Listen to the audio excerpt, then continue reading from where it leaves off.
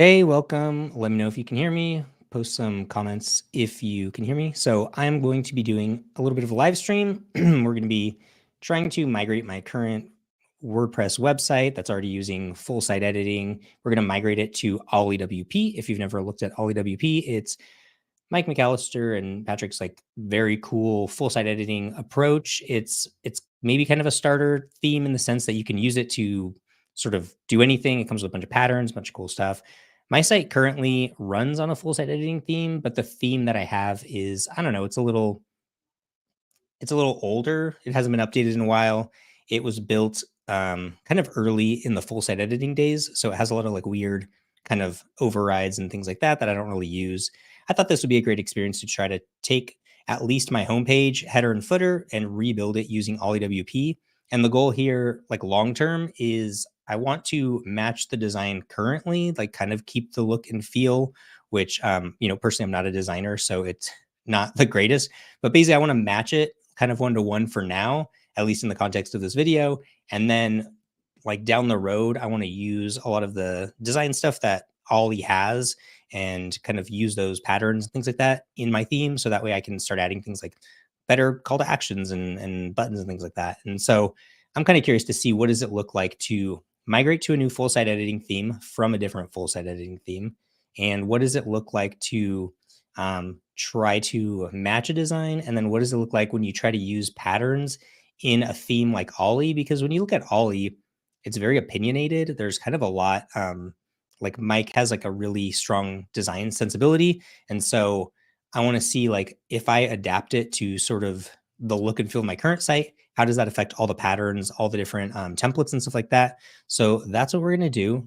So what we're looking at right now is on the left-hand side with like sort of the white kind of Chrome on the top. This is my current live, like sitting there live website, which I'm logged into, which we're going to need to kind of get some of the values out. On the right-hand side, this is a local development environment running on local WP. I just pulled a copy of my site and pulled it down. And so we're going to do all this on local. I'm not going to do it on my live site currently. And then my other goal here is, so on my current site, when I set it up with full site editing, my desire was, let me build a site with absolutely no custom code. So I didn't write any custom code for my personal blog website. And then when I started needing custom code, I started using the code snippets plugin, which I'm not super proud of, but I was like trying to keep it like, hey, I'm not going to write any code. I'm going to just like live like the muggles live and just like do everything inside of WordPress. But I've hit a point now where I kind of want to take everything out of code snippets and I want to make a child theme and I want to probably have a custom functionality plugin. So that's kind of part of the reason I'm doing this. And I thought, if I'm going to make a child theme and kind of override some stuff, why not start with a fresh theme like Ollie that sounds like it's really built for people to be able to kind of make things their own. So that's what I'm going to be doing. We're going to jump into the site editor. We're just literally going to change the theme and see what happens. And along the way, I'm going to talk about some of the stuff that I struggle with during this process. So like if you think these sizes are not great, throw some comments at me. If it's a little too zoomed out or zoomed in as we go on, let me know. I can kind of deal with it. It's a little hard because in the site editor, there's like so much UI that I want to make sure we can actually see what we're doing. But let's change our theme.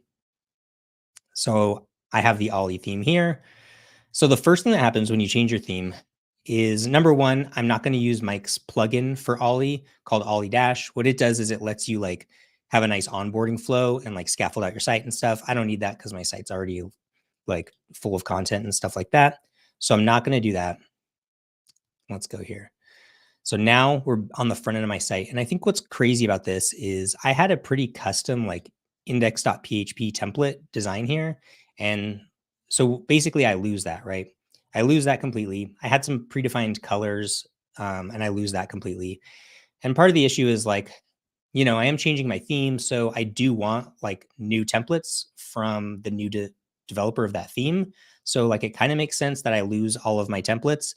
But on the other hand, it would be really nice if WordPress would agree on some design standards for things like colors, for things like spacing, for things that are universal to all themes, because it would be really great if I had already, I've already set my like primary color, my background color. It would be really great if I switch themes and it like just use those same colors because I set those custom anyway. but it did not. So what we're going to do is we're going to jump into the site editor here, and we're going to jump into the site editor here. And I'm trying to keep it so that I keep like, well, I guess it doesn't matter because we're going to go into the site editor. So we're going to lose our admin bar anyway. So the first thing we're going to do is we're going to start with colors. Then we're going to do the header.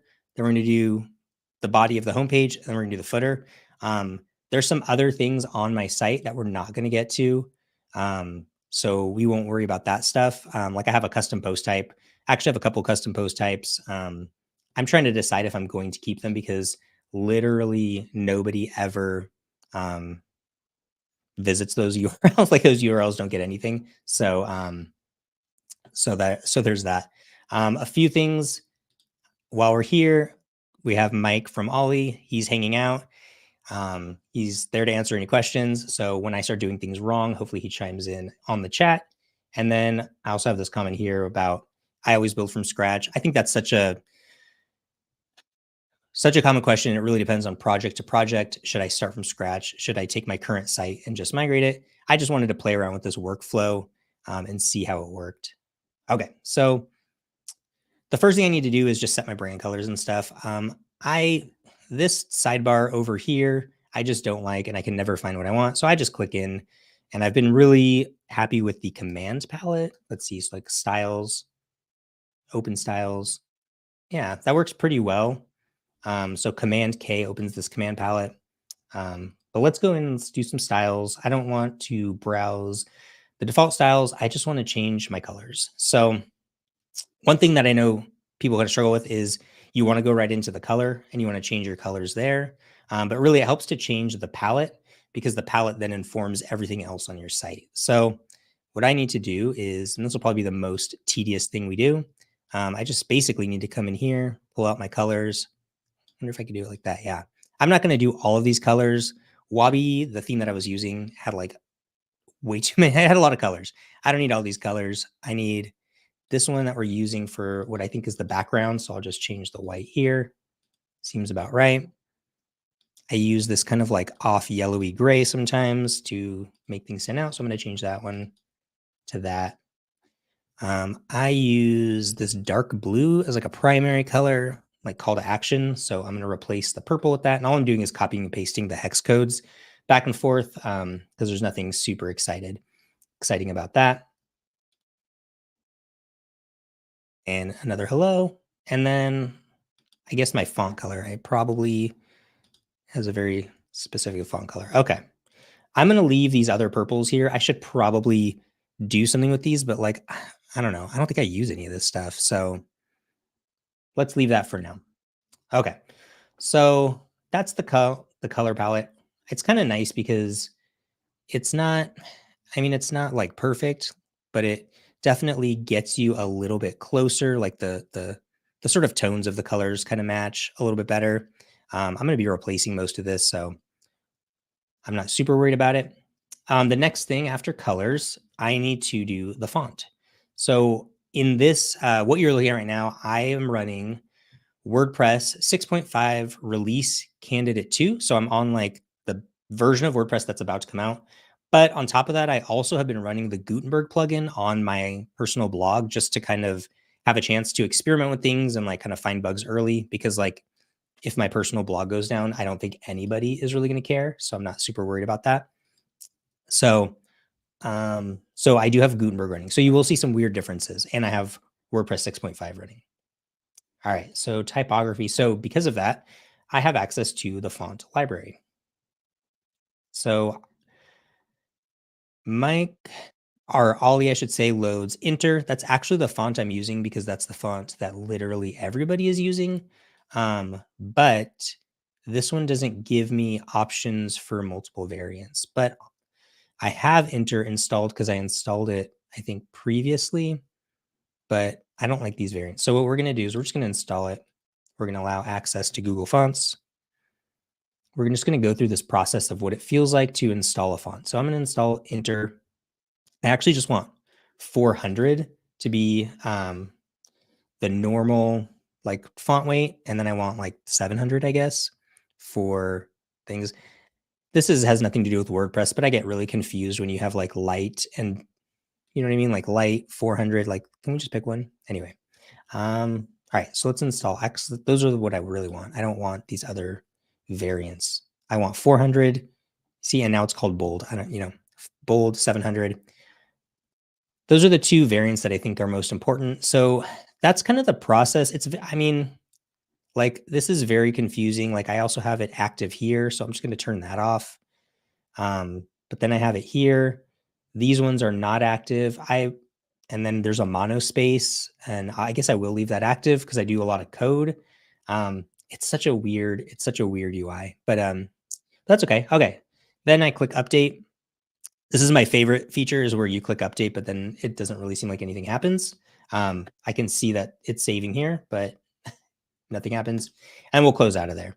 So what I've done is I basically turned off his locally installed version of Inter. And then I went to Google Fonts and downloaded it. And now I just need to tell all of the elements that that's what I want. So I'm going to assign that as like the base font. And then really, I just want the headings to be Inter, but I want them to be bold. So I want really bold headings.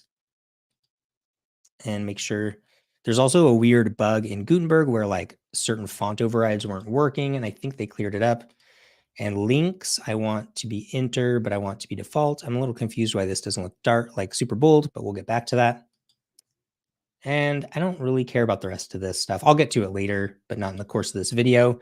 But already, like, I got my colors, I got my fonts. It's kind of nice that I can do all this here. It's kind of nice that I don't have to like download something. That gets that pretty well done. Okay.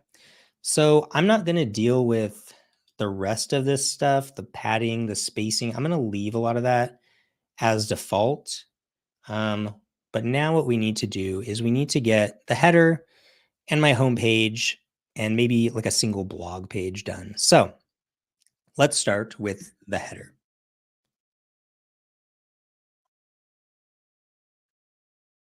So this is a really cool thing that I can sometimes get to work where you click on the header and sometimes it gives you options of other headers that have been designed for the theme. And sometimes it doesn't. So let's open the list view. Let's click on header. Let's open settings. Oh, okay. Yeah, that works. Wait. Yeah. Okay, perfect. So this is I think a newer feature where if you click directly on the header, you'll see all of like the options in Ollie and that I can replace it out with. So I can get one that's closer to my current site, which is more of a light theme, no background color. And Ollie has the same issue. Sometimes it shows up, sometimes it doesn't. I originally had to go, last time I had to go like back in through here. It's a little crazy, but I like it. I like the way that the purple shows up to show that I'm editing something global. I don't like that when I click into it, the purple goes away because I consider this content also global. So I think that should be a little easier. And I would say my least favorite is this view right here, which I just find just painful to look at. And in the chat, Mark has a question. Does Ollie add features to the block editor at all, or is it just theme? That's a good question. I'm curious to see what Mike says. I know that the current theme I had, Wabi, did have some like custom settings and stuff, and that's kind of what I didn't like about it. But like I said, it was like a few years old. All right, so how do I get out of this? Get me out of this header. Let's go back to my index template. If you're like a if like I've kind of practiced this already, so I knew some of these pitfalls, but I think if you have not done this before, you would already be kind of like lost. All right. So a few things. Number one is this is the wrong menu. So I can click on it and you can click this three dots, super discoverable, right? And I can switch. Why did it pick a menu named footer instead of a menu I already had named header menu? It's because the navigation block does not support names of menus. And it's kind of crazy. So I'm going to switch that. That's the menu I have on my current site. Let's just go back for comparison. I have my name, a little tagline, and that menu right there. Does that look right? Yeah. Okay. And we don't add anything to the editor. Yeah, that's kind of why I wanted Ollie because I wanted super vanilla, but I really just wanted the patterns and I wanted like sensible defaults. The other issue of my current theme was like the padding and the font sizes were just too dramatic for what I wanted. Okay. So I think this looks pretty good. I don't like that there's a background color, so I want to clear that. And then I have to add my tagline, WordPress developer and educator. So start a new block. Let's spell it right. WordPress developer and educator. And then what I like to do is highlight both of them. And then I use like the group kind of stuff. So I'm going to stack them together. And now that I have this stack, I'm going to come over to the styles and I'm going to find the block spacing and I'm going to put them a little closer together. Let's put them right next to each other.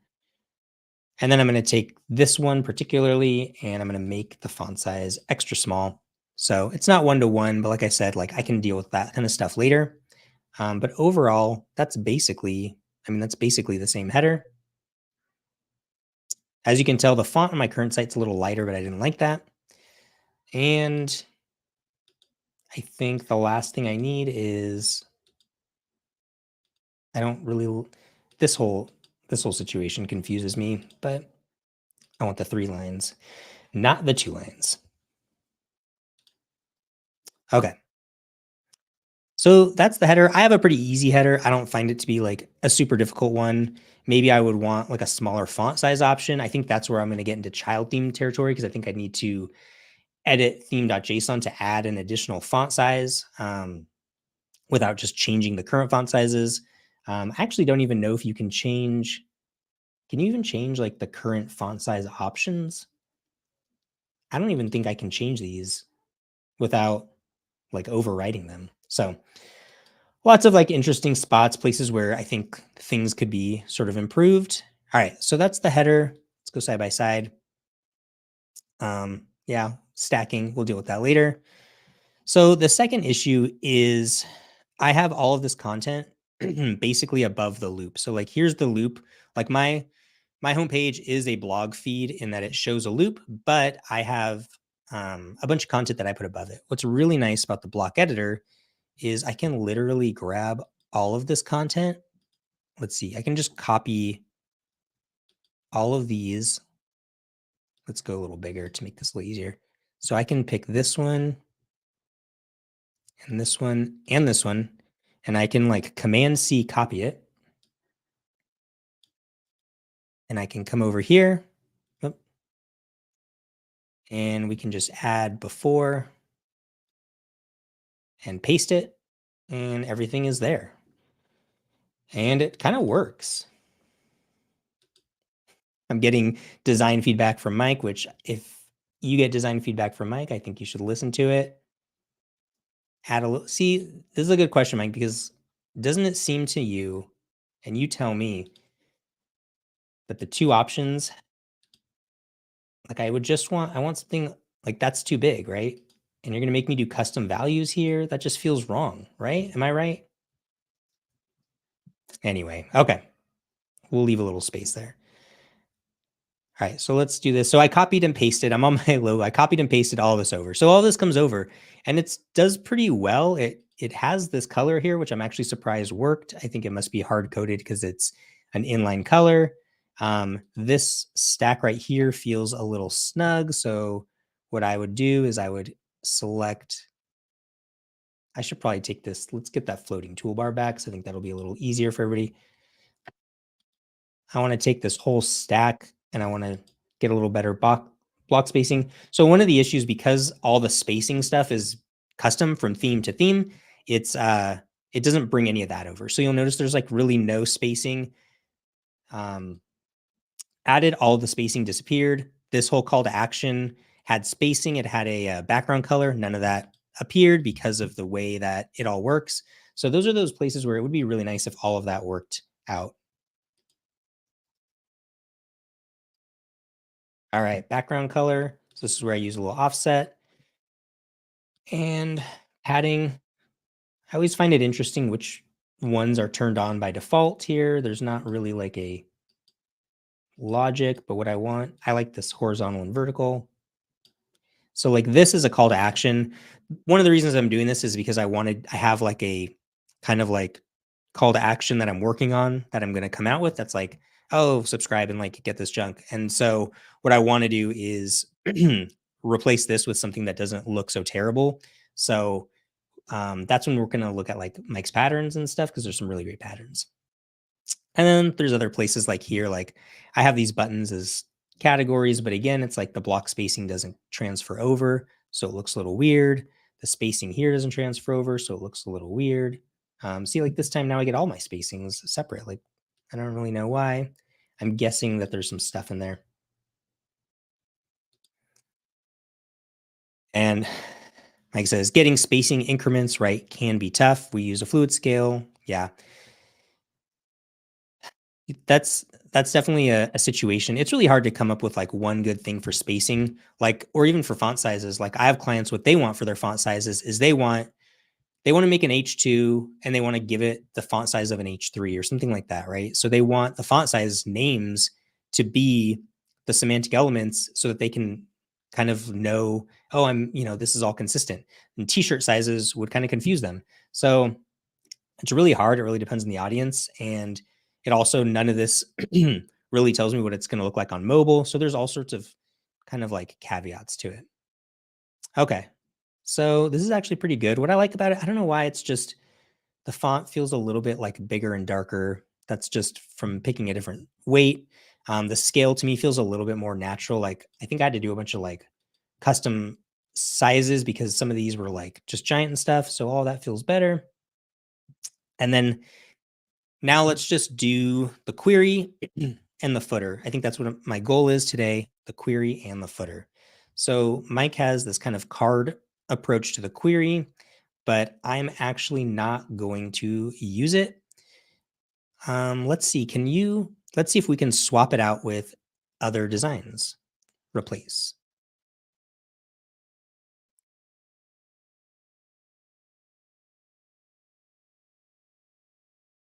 I'm curious if this comes from the theme, if this is the only other sort of design template for query loops. That would be something I would want to know because if I search like post, yeah. So I don't like either of those. I'll probably just use the one I already have, but let's just check the pattern explorer and see if there's some other ones in here. Let's see. Post. Okay. I actually really like this one right here where it's a little like tiny card. Um, I actually like the idea of maybe at some point using that and like some other content and just like not focusing on it being a blog as much. But for now, I just want to match what I currently have. So what we're going to do is actually, I'm going to do this one manually instead of just copy and paste. So the first thing is I'm going to get rid of this background color. And I know Mike's probably like, man, why are you making my theme uglier? Sorry, Mike. I don't want a grid. I want a list. I don't want featured images at all because I don't use them right now. I want the date next to the category. This one's going to be fun. Title, row, categories. I want the date up next to the categories. Yeah. I want them left aligned.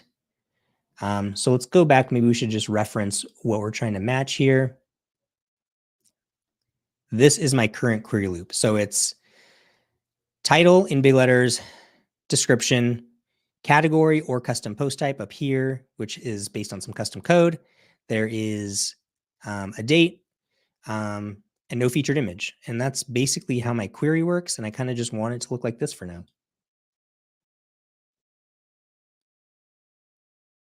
Another question, can we not match the design with 2024 theme? So this I actually think is a good question because I think at the end of the day, you could match it.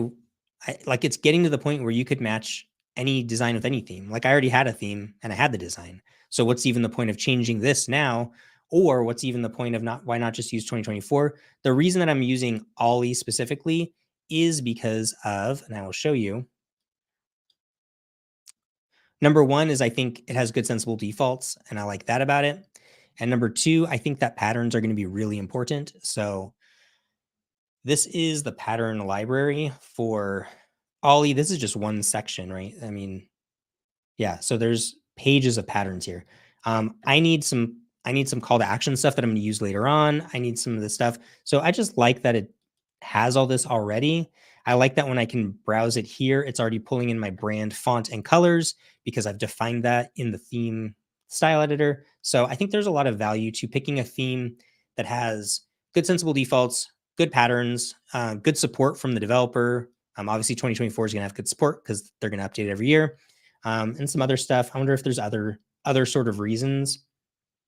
Um, and Mike says you can definitely do it in 2024 and do it with any block theme. Exactly. So I think that's kind of the ultimate goal is like we should be able to do, you should really be able to make any theme look like any other theme. The differentiator will be the patterns, the defaults. I will probably make a child theme to get some of those smaller sizes that I want for like specific scales.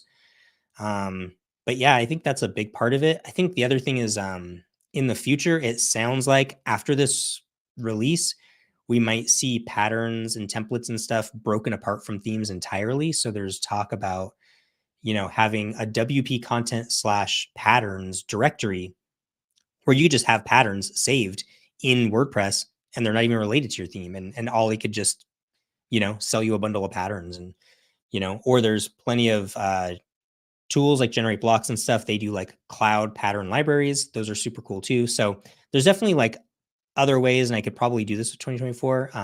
But I just wanted to try out Ollie because I don't really get an excuse to do these sorts of builds. Okay, so patterns.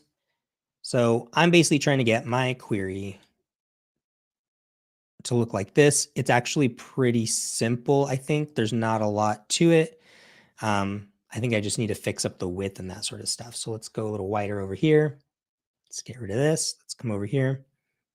So we need to make this not so wide. So this is the fun game where I like basically click through elements until I find the one that's making it wide. Not that one, not that one, not that one. Inner blocks use content width. Yes. What's the next thing in? Inner blocks use content width. Yes. There we go. And D123, 2024 updated every year. Won't they eventually abandon 2024 for 2025? So yes, they do come out with a new theme every year.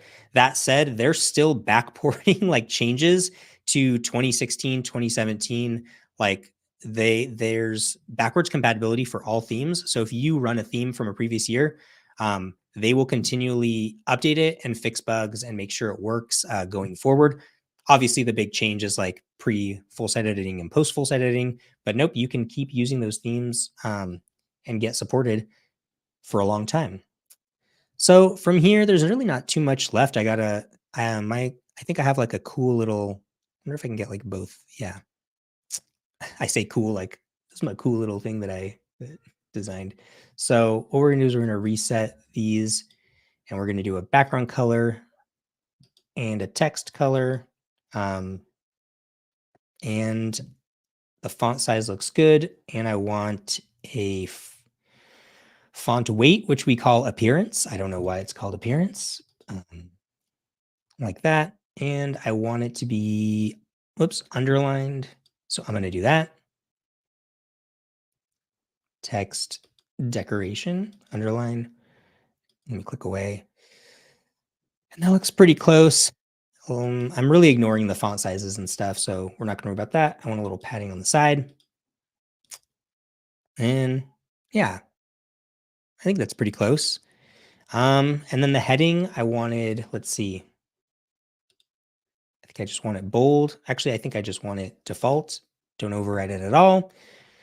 And maybe, I think I need to just make links the primary color. I think I forgot to do that when I set up the defaults. And I think I want links to always be underlined by default. So those are some things I need to check and make sure, but I'll worry about that. Mike says they call it appearance because it also has styles like italics. Oh, okay, yeah. So it's font weight and font style. Yeah, there we go. Makes sense. And Antonio says, I love how Ollie registers the block styles and creates a CSS file for each one. Really smart. Yeah, I'm curious. I need to dig under the hood of Ollie. I did dig under the hood of Ollie's plugin when I wanted to know how they were doing some of the things they were doing. But I haven't looked at the theme and how you're doing block styles. I'm very curious to see. I have a lot of opinions about the block styles and um, performance around them.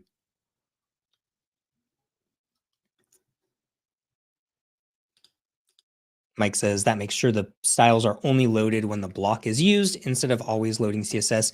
So that is true. The only downside I've seen is it's loaded regardless. It's loaded if the block is used, but it's loaded whether or not the style is used on that page. So if that makes sense. So if you register, 50 styles for the group block, those are going to get loaded across your entire site anywhere you use a group block, whether you use the individual style or not. So something to keep in mind when you're registering block styles, there are some some caveats there. Okay, so next, what do we got? We need to do, so that's kind of the query. Um, I think the other thing is I feel like the spacing is a little too much. So we're just going to decrease that so they're a little closer together. Go through. Yeah, I think all of that seems pretty good. And then there's pagination. So this one is fun. This is my current site on the left-hand side here. The pagination on the current site is light gray backgrounds with the primary blue text for the buttons. And I have the page numbers showing. So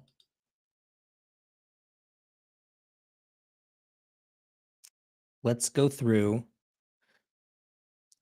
here. So this one is a little tricky. This is the navigation pagination block. So it's basically a wrapper and then there's blocks inside. So you can come in here and then there should be a little plus and you can add page numbers in the middle. And that works pretty well. The downside is I don't think I can match the design and I will show you why. So what I want is I basically want the buttons to be gray in the background and dark on the foreground. It's not like for any particular reason. I just wanted to try to match the style and I will show you what happens. So this is styles for the entire thing. So if I add a background here, it'll actually give a background to the entire pagination. So you have to click into each button, but you can only do the style, the background. It doesn't give you an option to do the link text color of the button that I could find. So I could do that. I could set the background, which it's not even very, it's not very conscious. Then I had to come to the container and I had to set the text and link color here. Yeah. Which I guess because it's disabled or something, it doesn't look dark enough. But I could not get it to work for this one. So for the page numbers, again, you can set the background, but it's the background of all of the page numbers, not the individual page numbers. It's the background of the whole component. You can't actually like get to an individual page number and edit the background of it. So I don't know where it's pulling in from. I'm not really sure. So what I'm going to do is just undo all those changes because I can't get it to work. So if anybody has some insights on that one, please let me know. Mark asks, everything you're doing in the right sidebar, is that creating the styles with an Ollie? So if you deactivate Ollie, those settings need to be reset up in the new theme. Yeah, basically. So that's kind of the core issue is like styles really don't transfer over from theme to theme. You kind of have to redo everything in each theme. If all of the naming conventions for things like spacing and color match, then you can sort of copy and paste the code and it lines up. But a lot of times it does not. All right. So last is the footer. So let's go to my current site. This is super easy because I have a really basic footer. It's just name, some text, and social icons. This one will be really easy to do. Let's come over here and let's click on the footer and let's see if we can get that thing where we see other footer options. Yes, nice. I wonder if you click edit.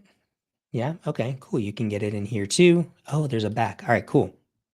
Let's come back. All right, let's stay here. So we can go here and get like this sort of minimal footer, and we can go here and then I can hit enter and add another block. And then I have actually my social icons as a pattern. So I can add that. I can get rid of this whole side thing. And then I can take this block and I can row them together so that they're close to each other. And this is over here. I think it said WordPress and a coffee emoji, and maybe theme Ollie. And I guess I could edit these to be monochromatic, but we'll leave them for now. Um, and I don't think I had a background color. So that one's actually pretty easy. That one's pretty close. I'll show a couple things that are a little bit harder, but that gets us mostly there. Let's look at the site here. Yeah, the padding seems to be about the same. This is actually a URL, so that's a little bit different. This doesn't have the copyright. I'm not really worried about that. I can deal with the differences there. And then I think this is a little bit smaller.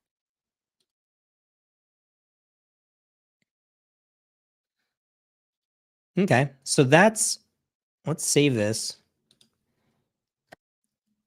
That's kind of how easy it is to get this homepage recreated in Ollie. Like I said, it's not pixel perfect. I think I could make it if I wanted to. Um, there is a bit of a difference now that the font weights are different. The spacing is a little different, but those are improvements that I wanted to make. I feel like it does look a little bit cleaner. I'm not super happy with the pagination, but I will deal with that later. And then there's a few things on my current site that I'm not going to deal with now. So I'll give two quick examples. This is my current live site. Um, Number one is I have some custom archive templates. So this newsletter is a category, it's a post category, or actually it's a custom post type, but I also have ones for post categories and stuff. So I'll need to go through at some point and update the query loops on those pages to match. So that'll be kind of an interesting decision. This one's a custom post type. This custom post type. So the goal of this newsletter one is I was like, I'm going to write my newsletters in WordPress and then I'll send them to ConvertKit, but ConvertKit's API does not work very well. So I end up having to copy paste. And then I was like, I have like a custom template for this custom post type where it kind of makes it look like a newsletter. And what's the bummer about this is that literally no one ever visits these URLs. So there's like literally no point in them existing. So I'm thinking I might just get rid of this custom post type and just let my newsletters live on ConvertKit and not on my local site, which would be sad. But uh, is what it is. Um, Let me pull out a couple comments real quick. Something to take note of here from Ollie. Brian has really learned the WP design tools, and that allows him to design very quickly using very minimal tooling and theme requirements. That's true. If you threw me in like Elementor or something, I would be all over the place. I also practiced to make sure I knew what I was doing. That's part of it too.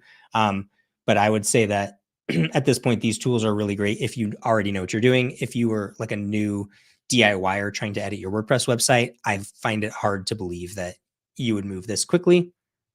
um, I think that's kind of an important thing. But then Mike also follows it up by saying the tools work the same in each theme. So if you learn them deeply, you can really design, build, and launch quickly.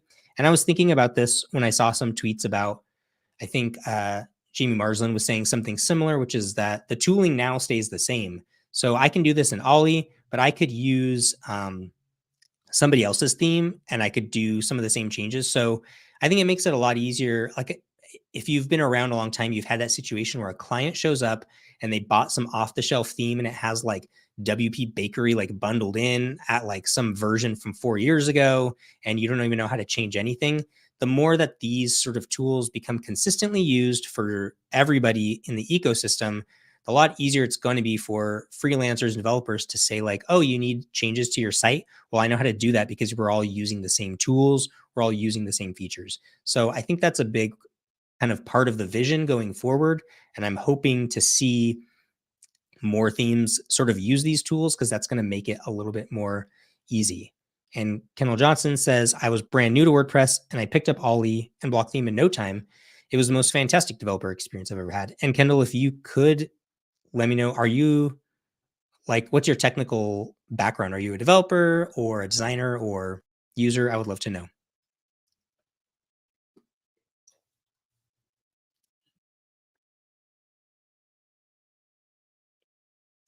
Okay. And so what I'm going to do is we're not going to deal with this custom post type. Let's just do one thing.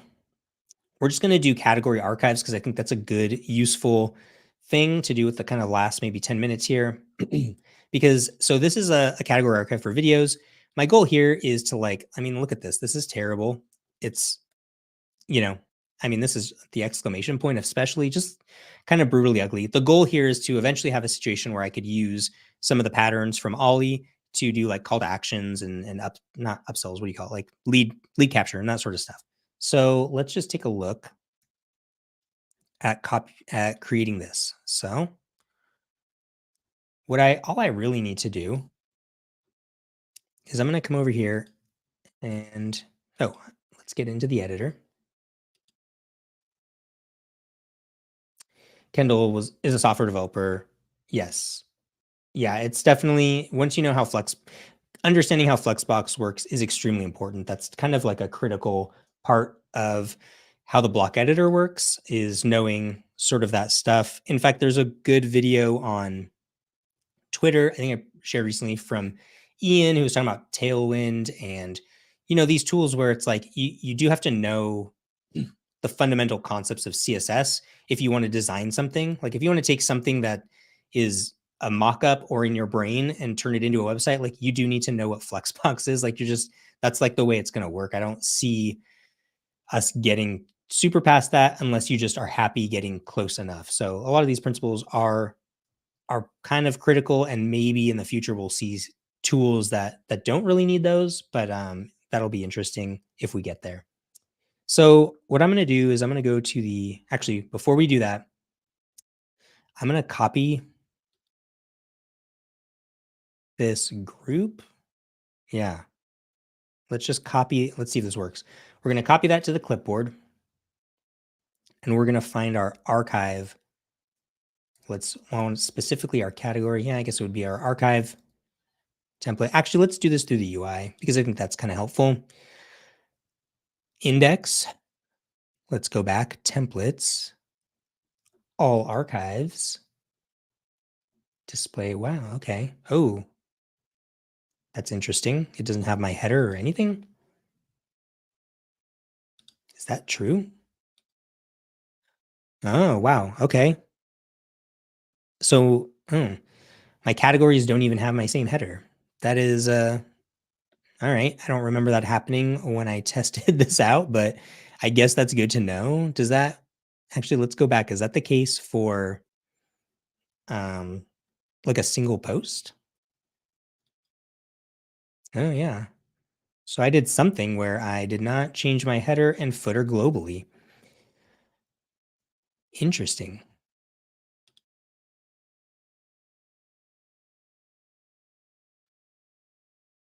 So when I changed it, pattern, where am I? Interesting.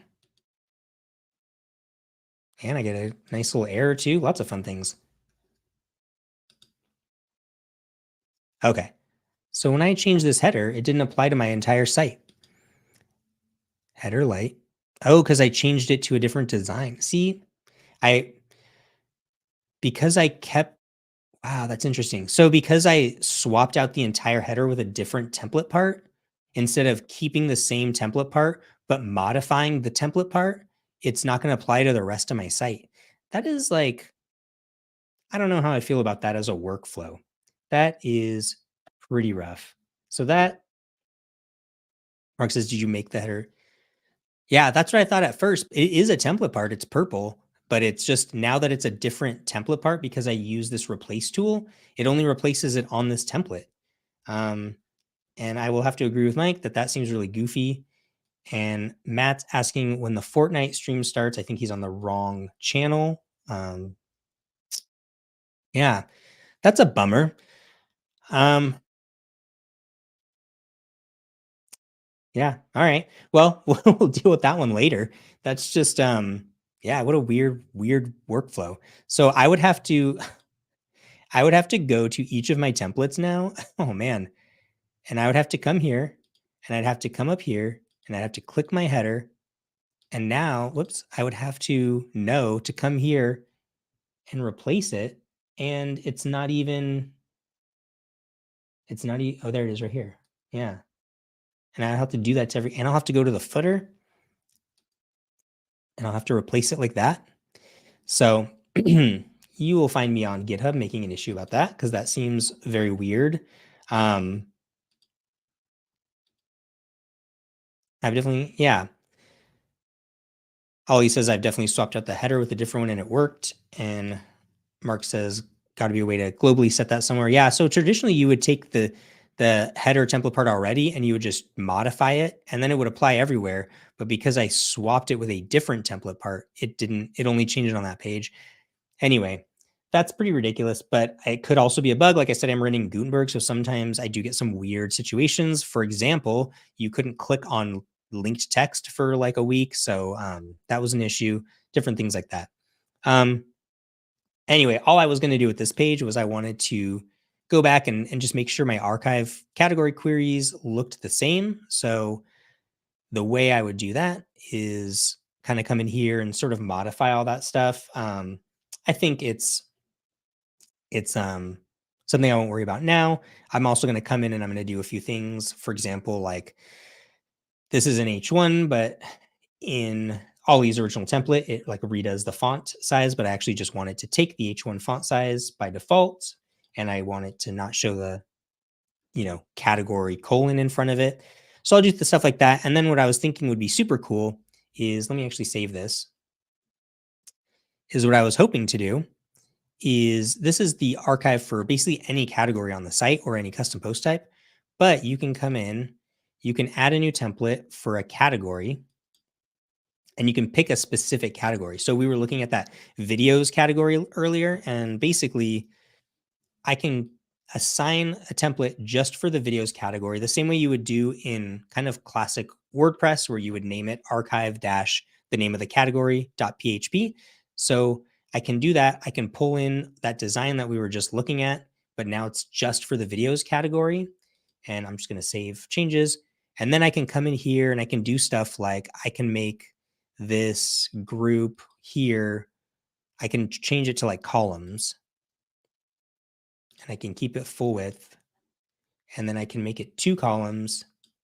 And then over here, I can add like one of Mike's cool call to action patterns. And let's see what we got. Let's open this up full screen.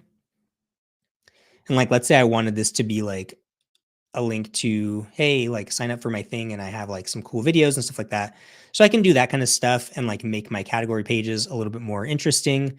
I can also kind of get in here somewhere and make my column center aligned. So those are some of the things that I'm kind of hoping to do with it now that I have Ollie as sort of the foundation.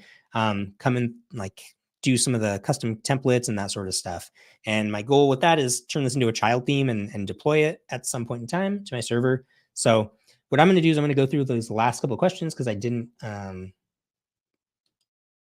get through them. So Ollie says, as a shortcut, you could switch back to header and copy the blocks from the new one. Yeah. That actually is probably the best way to do it. Modify the original header template part instead of going through each one and replacing it. That makes sense. Mark says maybe counterintuitive, but you could logically want different headers in each view. And I think that's actually a really good point because there is value to having different types of headers. And so what I think is confusing is like it's a good point, Mark. Like that is a functionality that we want. And that's a functionality that's been in WordPress where you would have header dash whatever.php and you'd have different headers for different parts of your website. That's like a very normal thing. So it's weird. I think where I got confused was that I thought I was making a global change and I didn't realize that by doing this, I was not making a global change. And I think that's one of those areas that like, they're just going to have to work really hard to nail this down because at this point, it's always a little bit confusing where your changes are going to apply and where they're not going to apply. T. Drayson says, "Hey Brian, how are you finding Ollie?" So far, it's very good. I'm pretty happy with it. There was, if I have one complaint for Mike, and this is a minor one, it's that almost all of your call to actions were for buttons and not for email capture. Then again, I don't know how you would do that because there's no core block for email capture. You have to have a plugin or some sort of script. So I don't think that's a big complaint, but I did find that all the patterns were sort of based on downloading. Um, and so I wanted to see one that just like felt like it was for signing up for a newsletter. But like at the end of the day, I could take any of these and swap out the buttons with my like ConvertKit script. So that's a really minor complaint.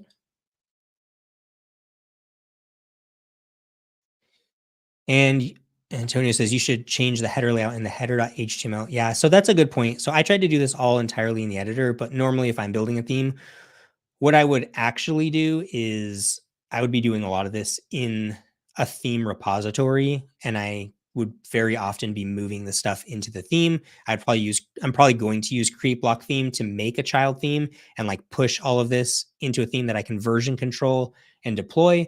That's kind of my long-term goal so that I can, one of the reasons is if I want to use full site editing with more clients, then I want to kind of mess around and understand how like version control is going to work, how like changing templates is going to work, because I have been doing it and it's still has some gaps. So I think that's a good point. I would honestly do this. I would just mess with my header.html. And what else? The way to have conditional dynamic stuff is to use patterns because those are PHP, and then call in the pattern in a template part like header, and it updates every time you load that template part. So yeah, there's actually two things to that. Number one is that the create block theme, if you've ever used it, it's a plugin that will take everything you just did in the site editor and put it into a theme for you. So it'll like build your theme JSON, build all your templates and stuff. And they take that approach where they take the HTML in your header and they actually make it a pattern. And then they call the pattern into the HTML template. And it's super handy and it's great. The downside is the minute you edit it in the site editor, you lose that two-way connection. And so that's what we're hoping to see solved in the next few releases with block bindings API and these sorts of things where we can actually have dynamic stuff. Like, how can it be editable in the site editor, but not break the PHP sort of like control that developers want? So that's an issue that is still kind of in progress. Peter says fixing the issue that people can be confused as to what and where they are changing something is absolutely vital for improving acceptance. I agree. I'm trying to craft my like top list of things that I think are critical, and I think this one would definitely be a top one. There's some spots in the UI where, like you enter into like this thing, which I find very confusing. Another one related to like globally editing stuff is this navigation where you enter into like this and then it's like, why is it over here? It just doesn't look like anything like it looks like on my site. I have no idea where this is being used or if this is even being used on my site or anything like that. So I think that's a big UI sort of consideration that I think is a priority. Chad asks, as a DIYer, what's the advantage here for me over 2024? So I went over this a little bit earlier, but basically like, it's access to the patterns. So Mike has a bunch of patterns coming in. And then let's say I did want to start using it for client builds. I'm not sure, but I feel like Ollie Pro is going to have certain things like Figma, maybe Figma templates or something like that. So I could have our designer use those Figma templates, and then it makes it a lot easier if I want to use Ollie for the build out. That's definitely an option. So I think there's benefits to Ollie over 2024, but theoretically, you could definitely get to the same place with both. The other nice thing is that even if Mike steps away from Ollie completely and it never gets used, as long as it's a block theme, a lot of the tooling isn't going to go away. We're not going to have a situation like with some of the page builders where somebody steps away from development and you're stuck in an ecosystem that you don't control. Everything in Ollie Ollie itself is honestly not a lot. It's mostly site editor in terms of functionality, so that's super handy as well. If you have any last questions, throw them in to the comments. This was super helpful for me because I definitely learned some right and wrong ways to do full site editing directly in the editor. Um, maybe I think I'll pause and maybe I will do another live stream in a week or two, focusing on the single page templates and the category stuff. And I'm trying to think about any other sort of weird, fancy things on here. That's probably what I'll be doing next. But thank you to everybody who attended. And if you have any questions, definitely put them on YouTube or Twitter. I will still continue to respond to questions over the next few days. And special thank you to Mike McAllister from Ollie for chiming in and giving me design feedback in the uh, chat. I very much appreciate it. And hit me up if you guys have any questions. Have a good afternoon.